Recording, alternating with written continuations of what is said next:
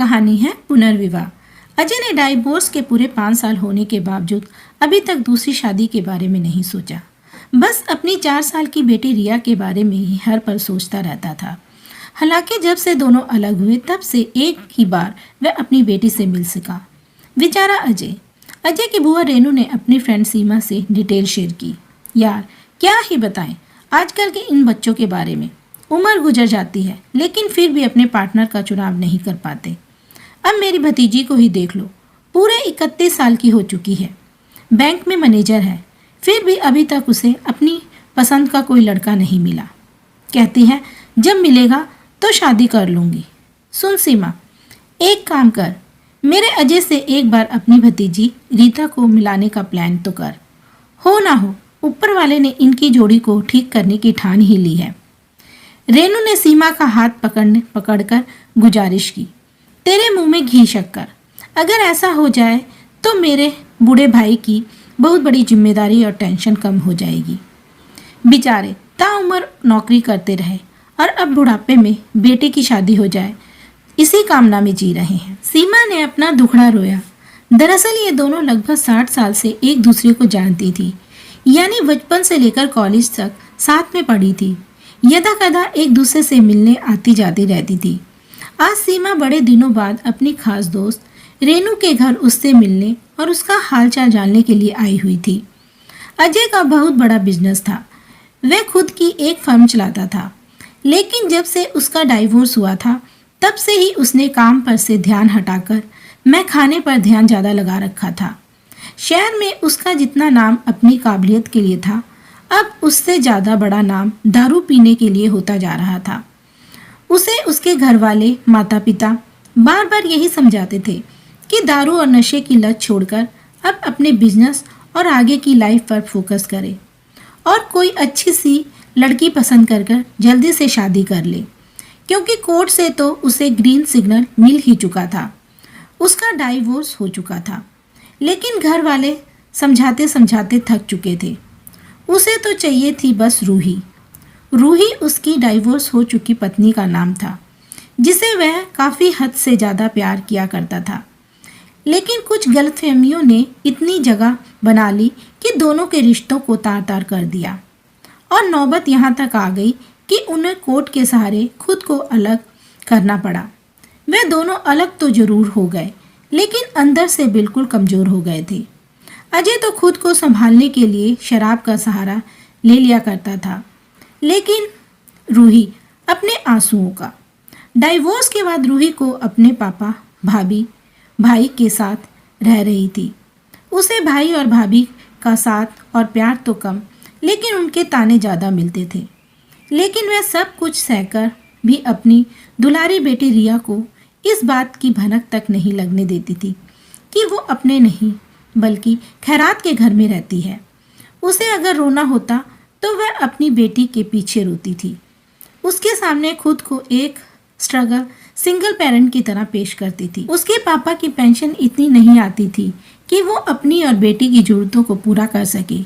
इसलिए अब रूही को लगने लगा था कि रिया भी पढ़ेगी, उसके लिए भी पैसे की ज़रूरत होगी। अजय उसे हर महीने भत्ते के रूप में 10,000 रुपये देता था, लेकिन उससे भी गुजारा आसान नहीं था। उसने नौकरी करने का फैसला किया। एक दिन उसके पापा ने रूही को बुलाकर कहा, रूही बेटा, जिंदगी बहुत बड़ी होती है और यह भगवान द्वारा दी हुई एक अनमोल होती है, इसे कटना नहीं जीना चाहिए। इसलिए हमारी मानो तो एक बार फिर से अपना घर बसाने के बारे में सोचो, ताकि आपकी जिंदगी बन जाए। अपनी आंखों में आंसू लिए रूही ने कहा, पापा, हम एक बार ही जीते हैं, एक बार ही मरते हैं और प्यार भी एक ही बार करते हैं। यह सब मैंने अपने हिस्से का कर चुकी हूँ।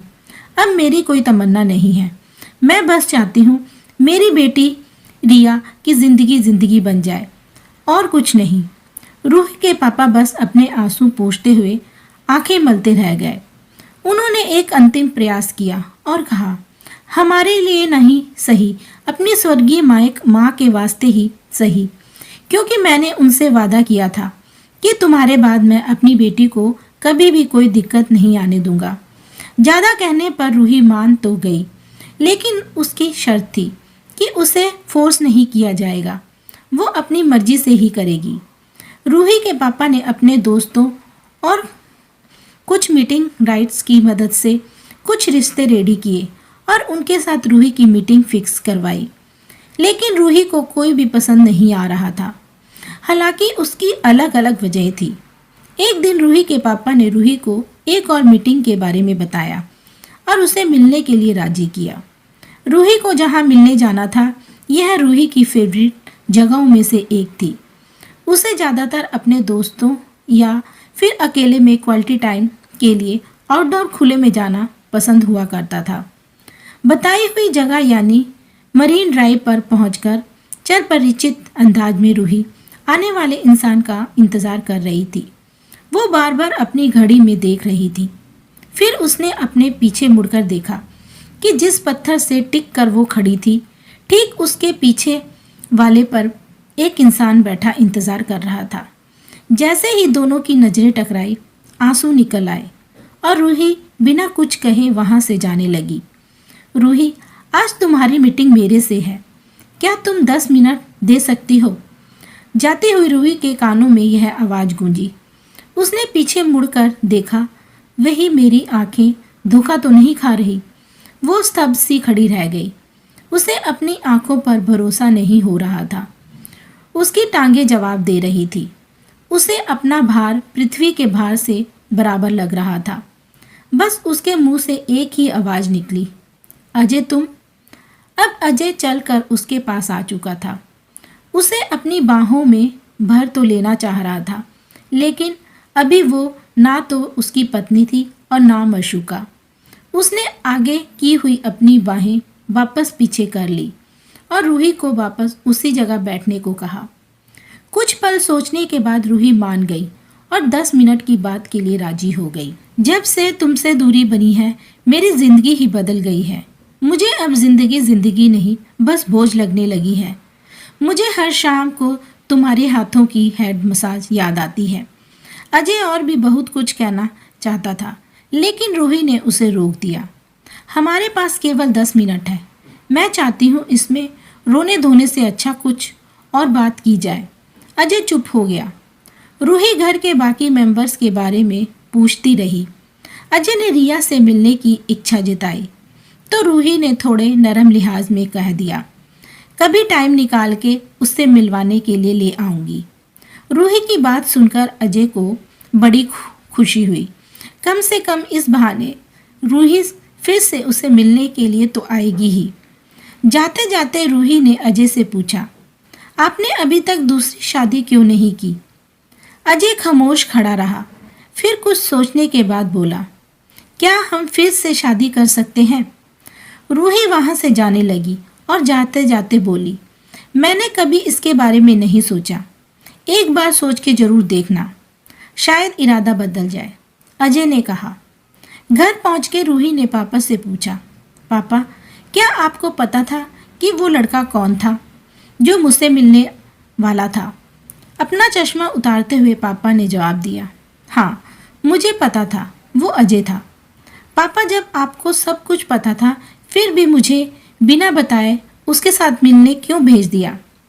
पापा की आंखों में आंसू थे। उन्होंने कहा, बेटा इस उम्र में मैं नहीं चाहता था कि मेरी बेटी फिर से नई शुरुआत करे, जो गलतियां हो गई उन्हें फिर से दोहराए। बच्चा, हमारे ज़माने में डाइवोर्स जैसा शब्द ही नहीं हुआ करता था। गलतियां होती थी, लेकिन लड़ झगड़ कर शाम को वापस अपने हमसफ़र के पास ही आना होता था। इसलिए मैंने फिर से वही कोशिश की। शायद एक बार नज़दीक जाकर देखो, हो सकता है सालों के गिले शिकवे फिर से नए रिश्ते का रूप ले लें। रूही ने गदगद होते हुए अपने पापा को गले लगा लिया और थैंक यू कहा। पापा, मैं आज अजय से 10 मिनट मिली। आज मुझे उसमें वो पुराना अजय नज़र ही नहीं आया।